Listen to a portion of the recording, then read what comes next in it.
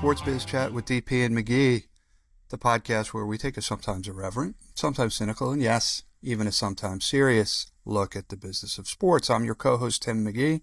And I'm David Pawol. David, bienvenuto.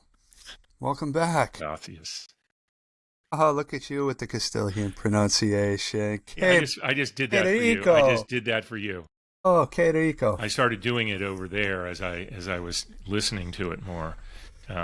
David, for those of you who don't know, and that's most of you I would assume, was just on vacation or holiday, as they say, in Spain. So welcome back. That's why we did not record last week. What's on your mind, David? I know that you spent a lot of time on vacation thinking about the business of sports. And I know that to be true because you actually did send me emails from vacation. There's a couple things. And first of all, we don't normally telegraph the guests that we're going to have, but I just need to say off the top, I'm very excited about the Little League World Series starting. So that's a bit of a telegraph. Because my hometown team, I guess we'll say, of Clarendon Hills, Illinois, is representing the Great Lakes region on the U.S. side of the Little League World Series. So I'm excited about that. I just had to get that in because I would probably forget it in the normal spot that we would drop that. But as the Billy Joel documentary is titled, and so it goes, featured on HBO Max. If you have not seen it, you all should. The business did not stop while I was on holiday. It just kept going, and so many big things seemed to happen since our last recording. And so I wanted to start around these media deals that are coming out, particularly the NFL and ESPN, NFL Disney. Because we're in unique times here, right? Where there is ownership interests being taken by leagues in media and vice versa. And certainly that opens the door for several things that may be good, may not be so good in terms of how things are covered. But these are monumental type of things. So when you deal with NFL, the big one when it comes to television deals, the big one in terms of audience, NFL is acquiring a 10% equity stake in ESPN. That's the basis of this. ESPN will basically take over the NFL network. They will distribute the very popular Red Zone channel, which a lot of people are concerned just will become even more of a betting thing, which I think it already is, so I'm not sure that changes all that much. The NFL will retain NFL Films. I think that was one where we thought was going to be going over to ESPN. So it's basically like a swap, but the ownership, the fact that ESPN now, which will still have Monday Night Football and get its share of playoff games, will be owned 10% by the NFL. That, of course, still needs to go through their, in this environment that we're in and the relationship that this administration has had with Disney in the past. I'm not so sure there won't be some injection of that force to extract some concessions, maybe. So I wouldn't be surprised at that, but that's sheer speculation on my part. But this is massive, massive times. I think on the surface, makes all the sense in the world for both parties. And there's no doubt that as leagues grow, they look to control more of things. So buying a 10% stake in ESPN seems like a logical thing for them to pursue, but it will be interesting to see how this ends up shaking out in terms of how coverage is developed on the ESPN side, if that changes, and maybe it won't. They're obviously claiming it won't, but we shall see. Anyway, just blockbuster. Yeah, I think they valued ESPN at $25 billion based on the investment. If I'm Fox or NBC or Amazon or Netflix or anybody, my concern is when the next media rights deal comes up, does ESPN get preferential treatment? And I'm sure that's what, in normal times, what regulators would look like. Who knows what they're going to be looking at now in this environment. But yeah, huge deal. And I'm a little bit surprised that they announced it while you were away and didn't embargo it until you came back. Well, I was following it, of course, when I needed a little break from the heat over there, for sure. I think you make a great point on the issue of the next rights deals, because they're saying obviously it won't affect them, and there's reasons to have distribution across multiple media outlets, But when it comes to the linear aspect, you could see them definitely getting some preferential treatment. And since they're going to be launching their own direct-to-consumer, does that factor in strongly as it relates to any of the streamers? So yeah, it's going to be a huge story to be following. You read it and you look at the percentages and all that, but it has massive implications, I think, playing out down the road. And not the only media deal that happened over the last 2 weeks since we last were on the air together. Yeah, the next one I actually want to mention, because it is similar but in reverse, is Fox Sports buying a third of IndyCar. A third of IndyCar from Penske. I mean, again, that and they've renewed their deal and extended it, I should say, beyond the current broadcast deal. So that shows, obviously, I think, some belief and commitment to IndyCar. I think they've had a great first year with the series, even though it's been a somewhat anticlimactic final with 𝗟𝗶𝘁𝘁 winning again, third championship in a row, fourth overall, and doing it with 2 races still left in the season. So the last 2 races aren't going to probably do particularly well. But by the way, Pawol is just, I mean, he's a superstar. He's the Shane Van Gisbergen of IndyCar. Yeah, but he can race in a circle or an oval. Anyway, SVG won again. Of course he did. It was a road course. Of course he did. It's almost ridiculous. By the way, SVG, he's like, remember we talked about Joey Chestnut and how can anyone not even get close? On a road course, he's the Joey Chestnut of NASCAR. So he's won 4 races. So from a financial perspective, he's done very well. But to show you what a one-trick pony he is, he's my guy. Do not diss SV. He is 25th in the standings, despite 4 wins. I don't understand how that's possible. There are a lot of good drivers that don't have 4 wins in a career. I thought they fixed the point system to reward wins more. Well, I'm gonna go off camera for a second. I got to get a little more salt to pour in your wound.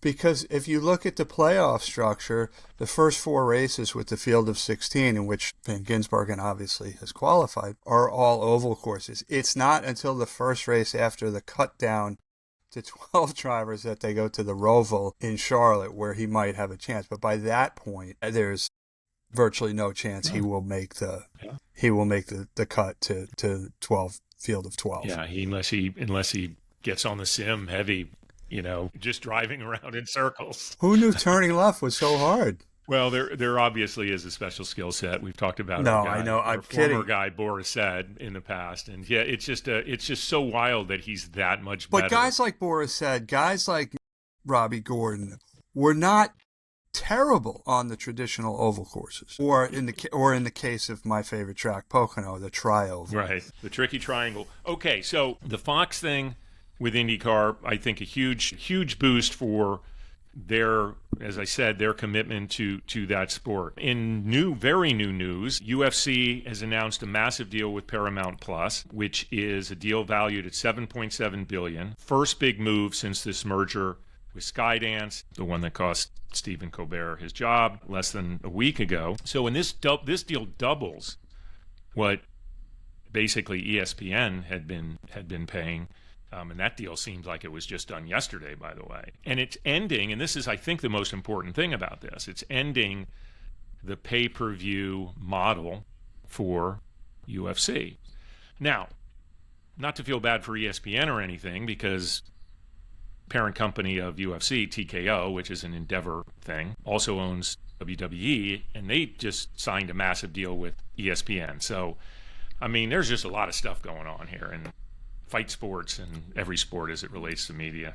Yep, for sure. Move on to another topic? Well, unless you want to talk about IndyCar a little more in the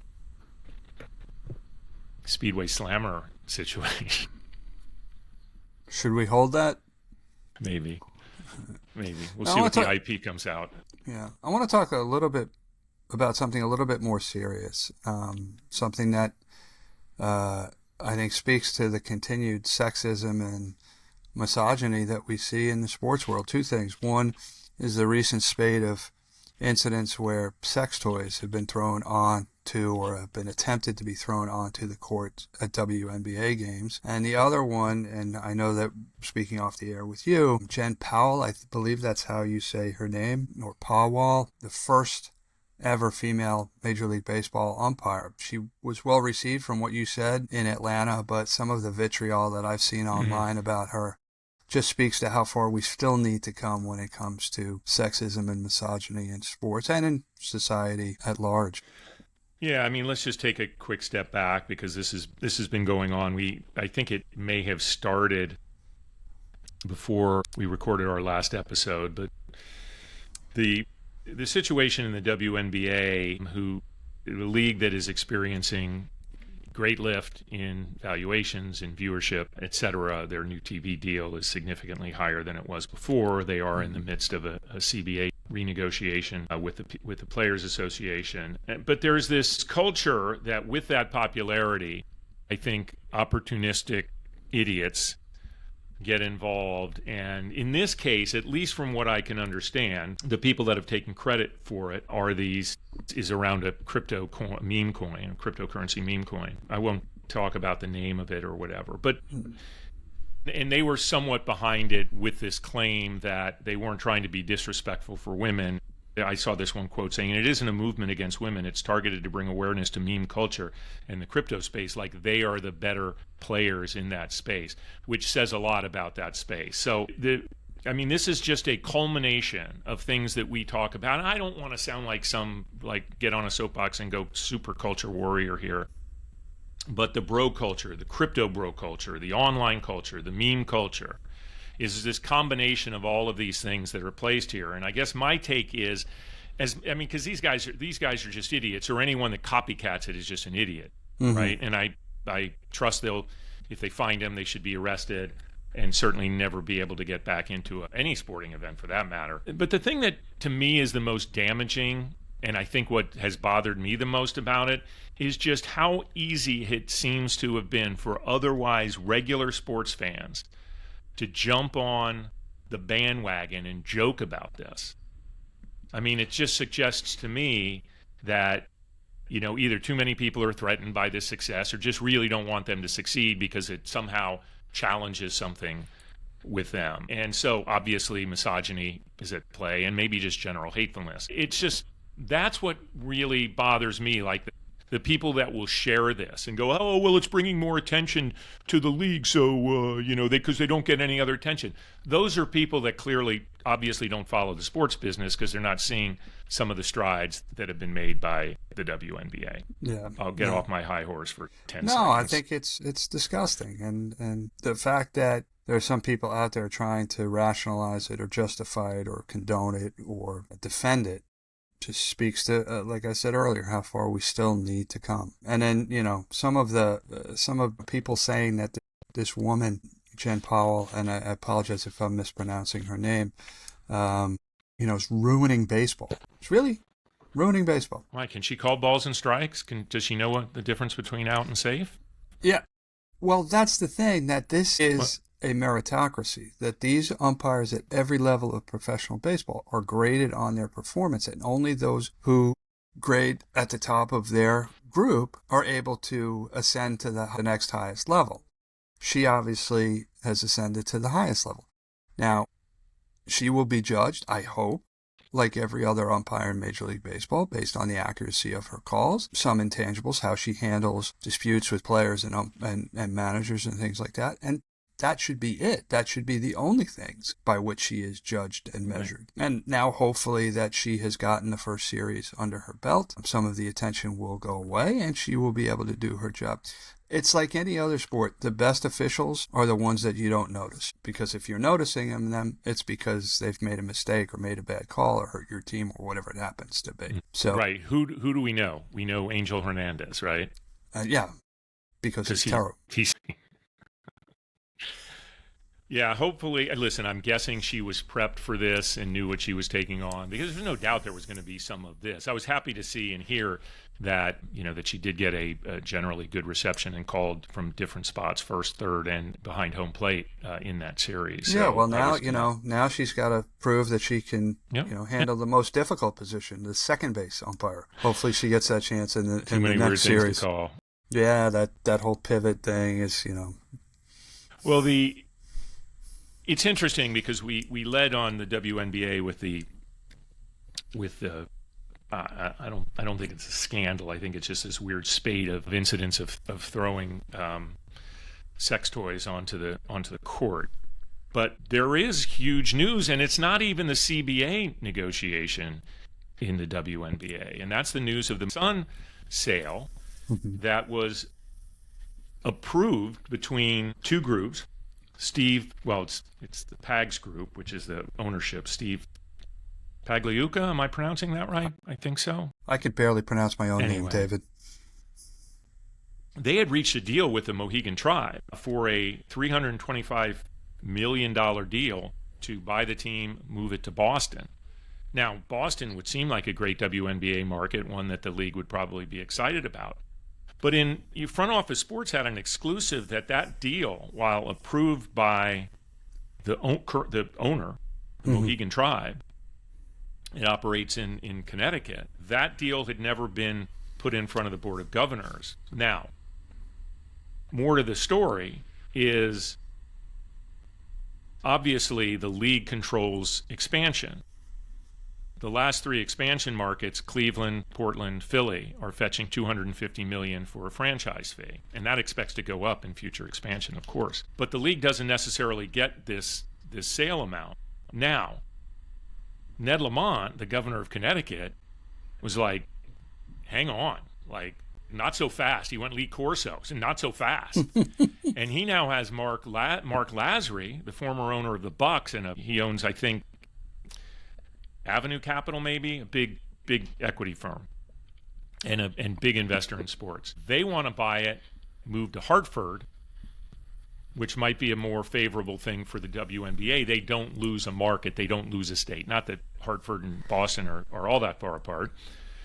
And I think that from the league's perspective, this is the way I read it, would love to get your perspective, that the league is saying Boston never put in for a franchise expansion. If they're going to be a new market, you pay up. Some ownership's going to pay up, and it's going to be more than $250 million. But yeah, Boston would be a logical place to play. People that were behind the deal are saying is well, wait a minute. Normally, on a sale of a franchise, the league doesn't get that involved. Sure, the Board of Governors needs to approve it, but why would they stop it if that's the deal that the owner had approved? And I take that position as well, personally. Because one of the benefits of being an owner, and one of the things that you're buying into, is the ability to sell your franchise or a portion of your franchise to realize an appreciation in the value. And what you're telling this tribe is we're not gonna allow you to do that. And the other thing I would say is there are other markets. I don't think if this team, first of all, Boston is a much bigger media market than Hartford.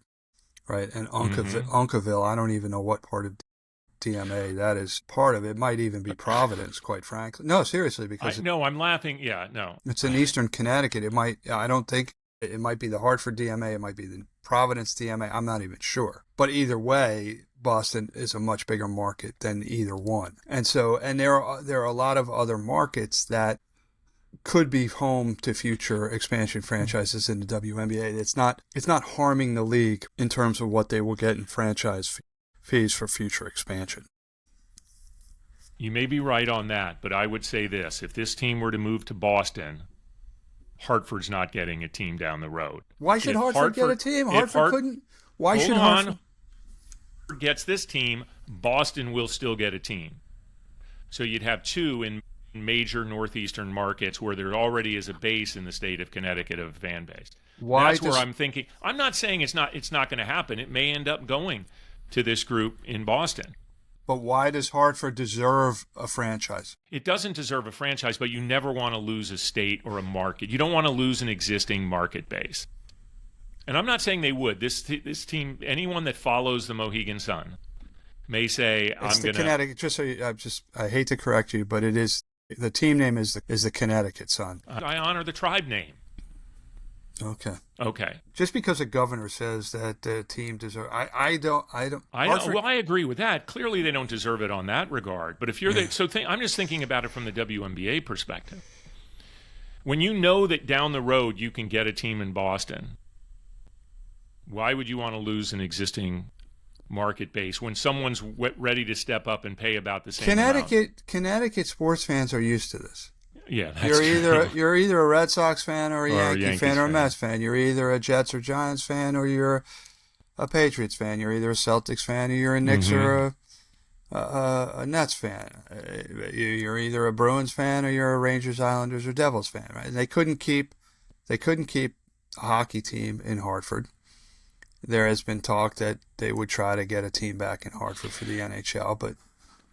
And by the way, the league has made no statement on this, to my knowledge. They just haven't necessarily moved on it. So it could end up going through. I'm guessing that they're trying to explore all the options and seeing if there is a more favorable situation. And this hasn't been tested in the WNBA before. If I'm a WNBA owner and or board of governor, and I'm asked to vote on this, in the back of my mind is if they can screw this owner, what's to prevent somebody from screwing me down the line if I want to sell all or part of my franchise? Absolutely a factor, and they would have to consider that. And the other one is what I said before, is I think that if the team were to stay in Connecticut, that the future of the Boston market remains viable as a big expansion market. So I think those are the things that they have to decide, and I imagine there's some thing. I'm a little surprised it hasn't gone to because this apparently goes back months that the price had been agreed to with the tribe. Listen, as a New York sports Boston fan, I wish nothing but pain and suffering for Boston sports fans, regardless of the sport. All right, anything else you want to touch on prior to?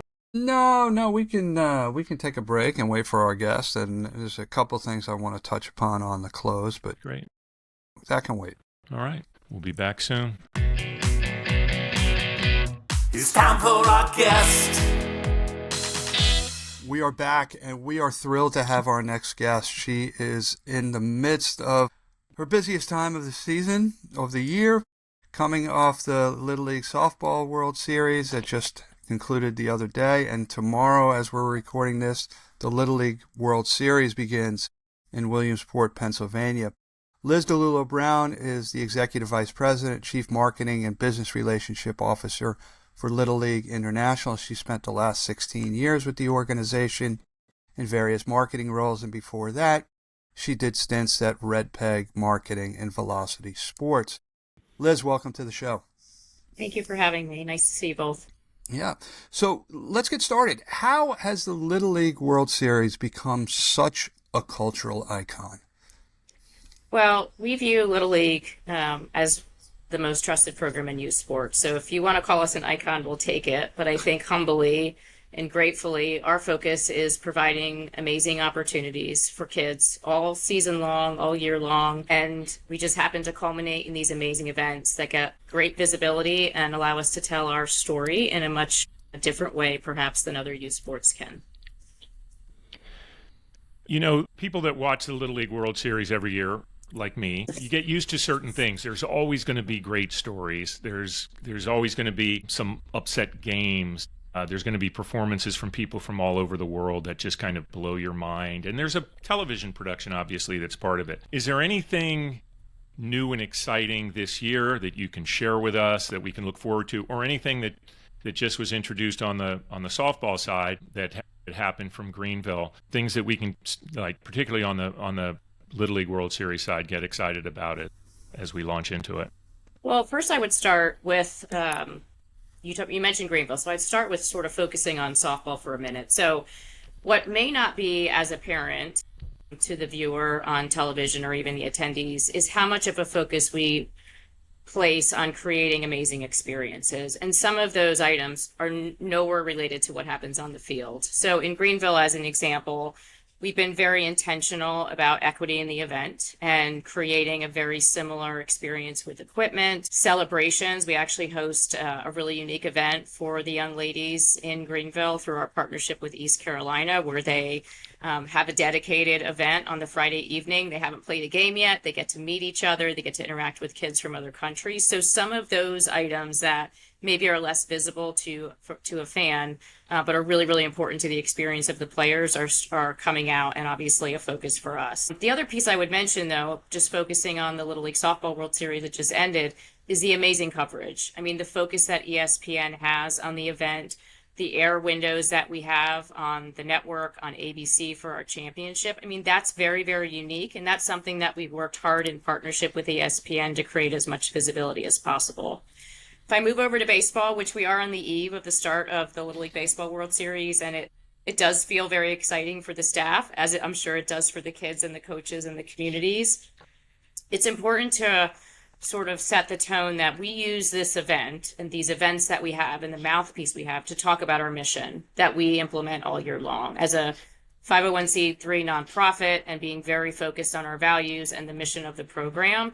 We focus on making sure those messages can come out in the storytelling about the communities, about the players, but also in some of our priorities. So I'll just give you an example or two. Some of the things that are new for us this year is we're a partner in the Project Play 63x30 initiative with the goal of getting more kids to play sports generally. We believe that's our responsibility to play a role in stimulating participation, whether it's baseball and softball or whether it's another sport.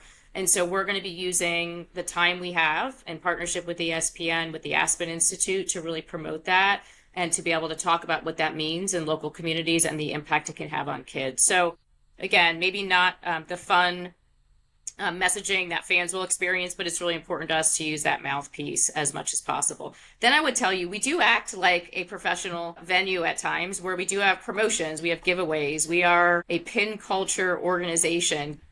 People and kids in particular collect pins. They come to our event and they want to show their spirit of the community. So we have a slew of event days that are promotionally driven that fans will experience and be able to take advantage of. And our event is completely free. I think that's one thing that maybe most people don't know. They think there's a ticket or a fee required, but it's free to get here. You can come and sit on the hill if you don't have a ticket for the stadium on the days they're required. So we're just adding to that experience by having some other promotional days and some other sort of fan engagement. Menu items on the concession stand, pin giveaways, things like that. Those are all the things that we are being intentional about to make sure that not only the players and teams have an amazing experience, but also our fans and the communities that come to support them. I want to ask you about the relationship that you have developed with Major League Baseball, and how has that helped you grow the sport, grow the organization? Take us through what the relationship looks like between Little League and Major League Baseball.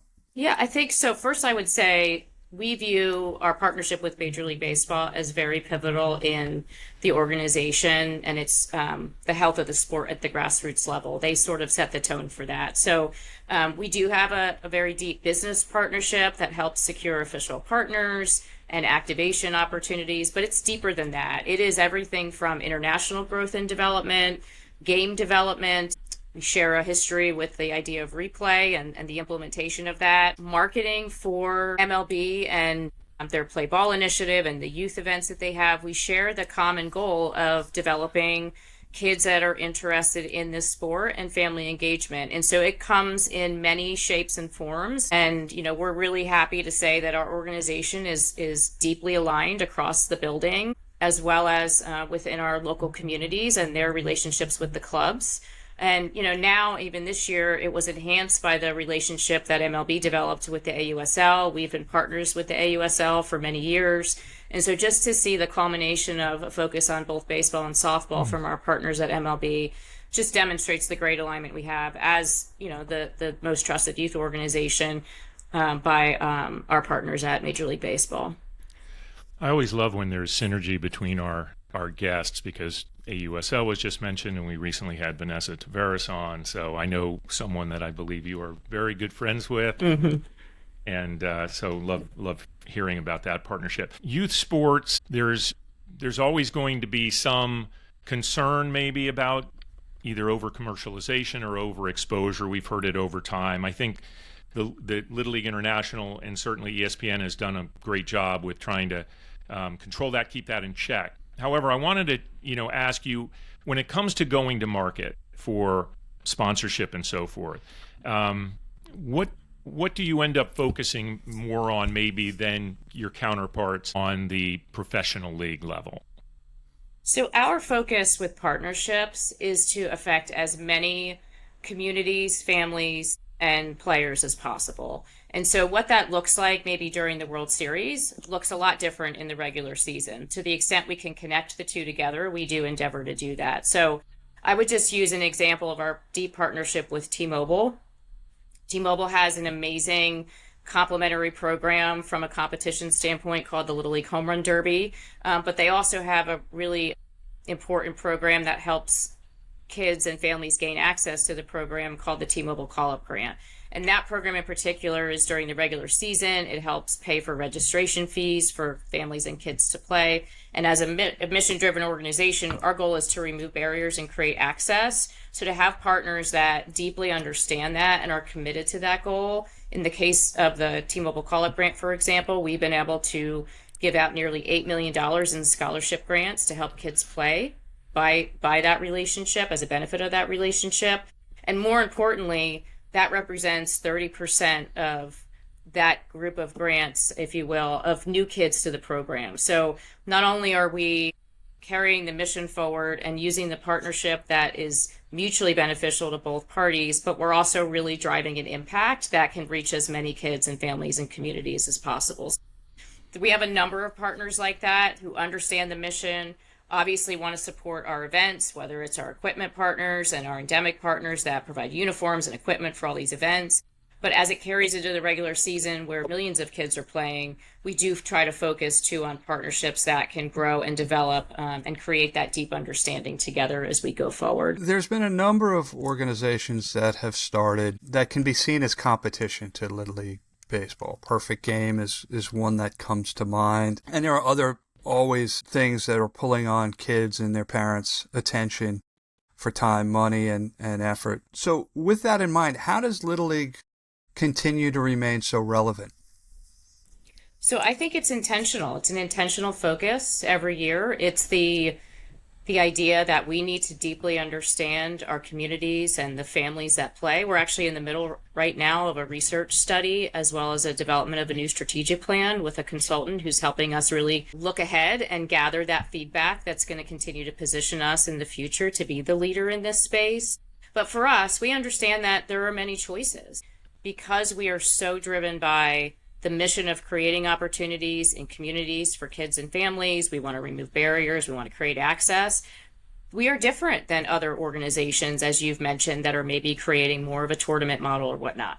There is a place for everyone. And if we're rising the idea around playing baseball and softball for as many kids as possible, that's our goal. We want them in our program. We offer something unique and different. We are a community-based program that we do feel can be affordable to families, and we offer assistance in that space. So I would argue that we are a little bit different than some of those other organizations, but there is space for everyone. But we believe so deeply in what we do and are driving forward to make sure that we are meeting the needs of what families and communities want for the future. You know, one of the things that has made the Little League World Series so special is this competition on the one side of the teams from the U.S. and then playing against, the competition on the international side, meaning there's literally these two brackets leading to that. And it just leads to, I believe, such a goodwill thing, on the level of Olympic Games type of thing, of the world coming together on this. And we don't mean to put you on the spot with this, but we were curious as to how much communication, both regularly and maybe particularly this year, Little League International has had to have with the government and government agencies to make sure all those teams coming in to Williamsport are able to make it in to keep this wonderful event alive. Yeah, so I would answer that first and foremost. Our goal every year, and we work closely with the State Department in and around our events, but we are an international organization. We're in 84 countries. We're operating this program year round. And so when it comes to the idea of helping our our kids participate in our events. It's a focus for us every year. And every year we are working with the leadership that's in place to go through the process to try our best to get the players and their coaches in the country in order to play. And so that is a regular practice for us. And it's our goal to hopefully have all participating teams at all 7 of our events, be full as they've qualified throughout the process. Softball is still a domestic only, a U.S. only competition, correct? No, it's an international competition. It may Okay. not be in as many countries as baseball, but it's definitely a... Okay, thank you for that. Yep. Yeah, there's 4 international teams in the Little League Softball World Series. And is there hopes to continue to expand that, I presume? Absolutely. I mean, the focus on female inclusion and opportunities for girls to play has been and is a major focus for us. We launched our Girls with Game initiative back in 2019 with the idea that we can raise the visibility for Little League Softball, raise the visibility for females volunteering, coaching, and those goals have come to fruition. We're up 8% in Little League Softball since 2019. We're seeing a huge growth in females volunteering, coaching, and so for us, it's been very intentional. Last year actually was the 50th anniversary of girls in our program, and we celebrated with Girls with Game 50. That was our platform last year. We did $250,000 in grants to local leagues so that they could stimulate softball participation, run clinics, trainings, and other things that would help growth. And you're seeing that come to fruition with the storylines in the Little League Softball World Series, where leagues are starting, teams are making it through the process, and it's a testament to the work that we've done to raise the visibility for girls participating. So great. Congratulations on Thank that. you. It's really exciting. Yep. One more quick question before David takes you through our closing questions. Today, as we record here on Tuesday, August 12th, ESPN is going to be dropping a documentary on the Little League World Series. How involved were you personally with that, and what can our listeners expect when they hopefully go watch that documentary?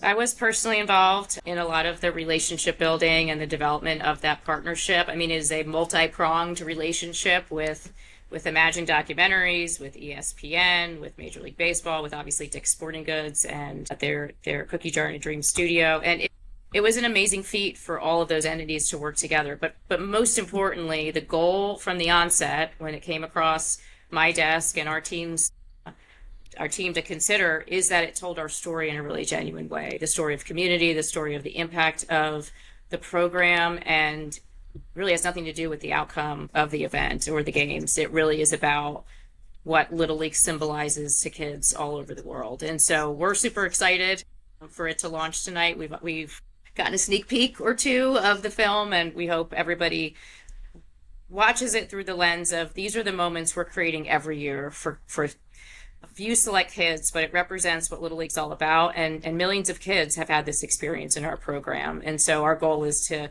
continue that legacy going forward.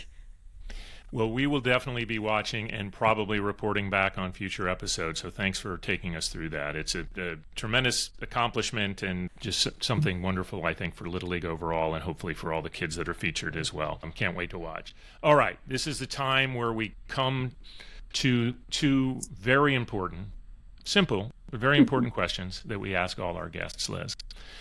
And the first one is,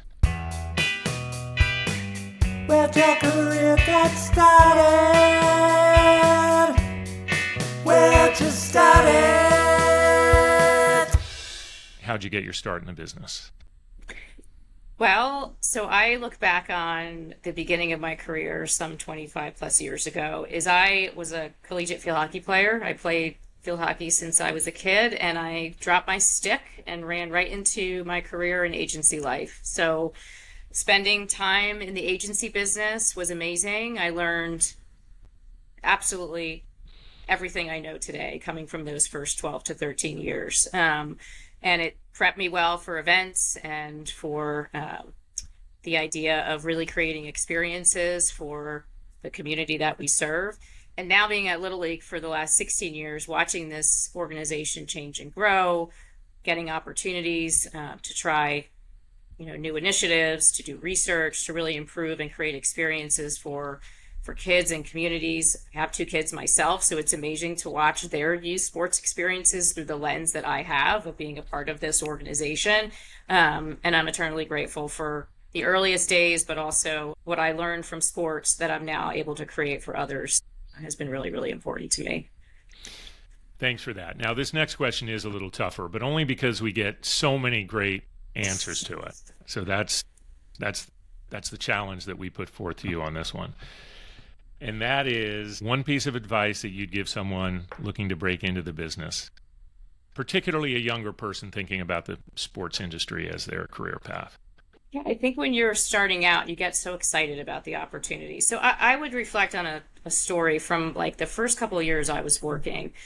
There was a situation that was pretty uncomfortable at the time where we, as an organization and the leadership of the organization, had to let somebody go. And at the time, I remember vividly that the delivery of the circumstances of letting this person go was that, everybody's replaceable. And this situation that happened, unfortunately, let someone, in my opinion, who was amazing, go. And that always stuck with me. The idea that people are replaceable, I don't believe that for a minute. I think, personally, I strive to be irreplaceable. I want to leave a mark that is helpful, and whether that is for the organization, for a partner, it's sort of the sort of mantra that I live by, strive for excellence, strive to be irreplaceable, raise your hand, do good work, be humble, grow, change, evolve, whatever is expected, right, of you. And if you're not sure, ask. So, sometimes you learn from challenges in your career, and I just always believe that you need to be brave. If you're not making mistakes, you're not making tough decisions, as they say. So the idea that as a young person getting into my career to have that kind of amazing experience to learn something really difficult really drove me almost as fuel to make sure that whatever I'm doing is right by the organization I was working for, right by the people that I was surrounded with, but also that I was really always driving towards the goals that we were all set out to do. So a little bit of a tough lesson, but really important, and it's driven me for 25 years. Thank you for that. I had no anything other than high expectations that you would have great input on that. Liz, we can't thank you enough. As Tim has mentioned, we know how busy things are right now, but this has been a great discussion. I think we've learned a lot. Our listeners have learned a lot, and we wish you nothing but great luck through all things going on there in Williamsport, Pennsylvania. Thank you. Make sure you tune in. We most definitely will. And go Clarendon Hills.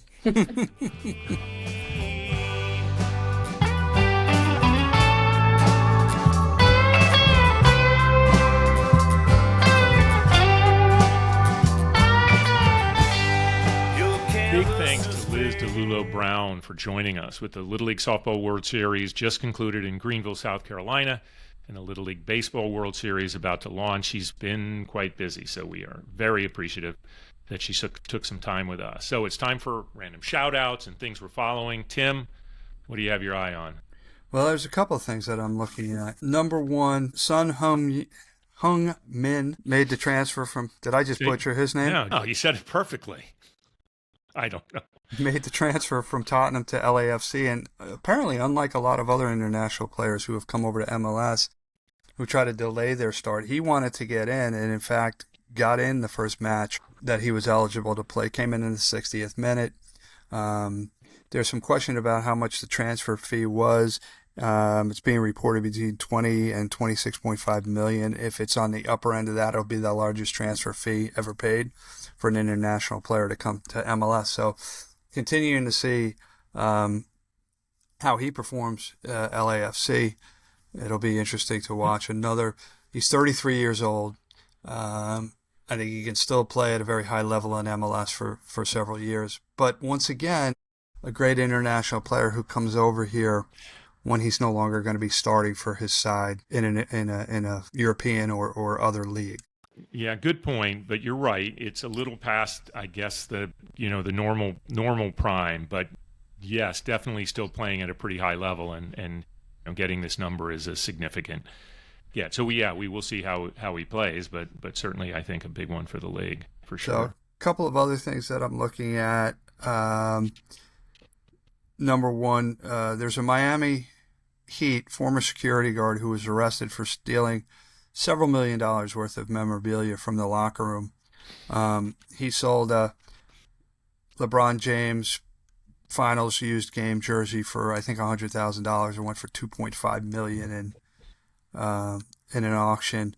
So we'll see if they throw the book at him. But last, this is a really interesting story. The Utah Hockey Club, which is going to be rebranded this year as the Mammoth, there is a hockey bag company also called Mammoth, who apparently sent out social media posts during the time saying, hey, it would be great to collaborate, love the name. They're now suing the hockey team, which to me seems like a pretty bald-faced money grab. So it'll be interesting to see how that is resolved. I'm sort of waiting until they could exert maximum pressure on the NHL club, which I find sort of tacky and gross. Yeah, it certainly seems that way, because when the team name was announced, it was part of the story that there was this brand that had shared the name and that had basically been cleared for doing it. Whether or not, they deserve money for that, and I met maybe they will, but obviously someone got to someone and said, it might be more profitable to go this route. Yeah, it just seems, that's what seems weird about it. I mean, listen, if another hockey brand had the name, it would be logical for there to be a negotiation and potential settlement. I don't think any brand is going to suggest that the team shouldn't be able to name that, because it has the chance to be a positive for them, as they thought when we first heard about the new name. But yeah, this seems a little bizarre. Yeah.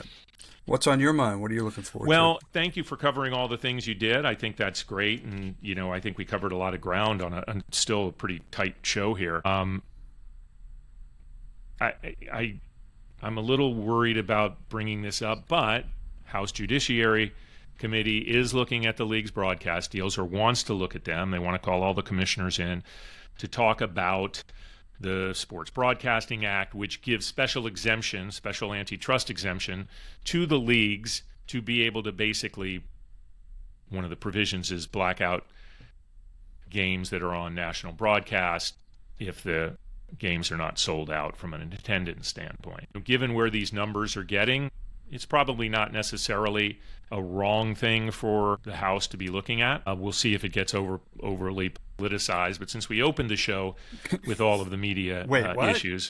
Two things I would say. Number one, it'll become overly politicized. Yes, and number two, ultimately nothing will be done.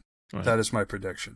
Yeah, I mean, I think it's an easy one for the leagues to come forth and say, listen, here, take this and we'll be on our way. Mm-hmm. Right? Yeah, it'll probably be some waves. But these are benefits that the leagues have gotten over the years. And given the way people are watching games now, things have changed. So these things do need to get looked at every once in a while, by the way. So I'm not necessarily against, in general, the government keeping an eye and making sure things are available to fans, right? Yeah, I think at the end of the day, that's the most important thing that needs to be kept in mind. What is in the best interest of the fans? Right. And sometimes those are at odds at what's best interest of the owners. But at the end of the day, without fans, there is nothing. And who is speaking for the fans? Right. Well, what do you say? Wow, this is a very tight show. Thank you again to Liz DiLullo Brown.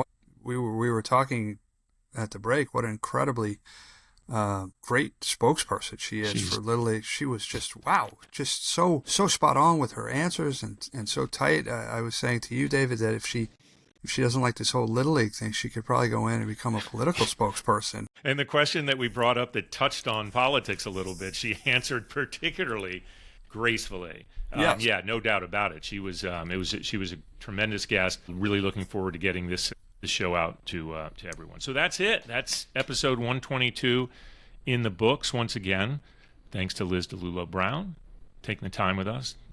All things Little League. It's an institution that obviously has meant an awful lot to a lot of young people, including me, and I believe you, Tim. So Thanks to you for another fun discussion, and thanks, of course, to all the listeners that make this entire effort worthwhile. We will be back next week with another great guest as we head into the final slam of the year, the U.S. Open. So that's another little bit of a telegraph. I guess we're starting that tradition. If you are a regular listener or an occasional listener, be sure to hit that follow button on whatever platform you use and catch our content across most all social media platforms at DP and McGhee. So until next time, I'm DP, he's McGhee, and we'll talk soon.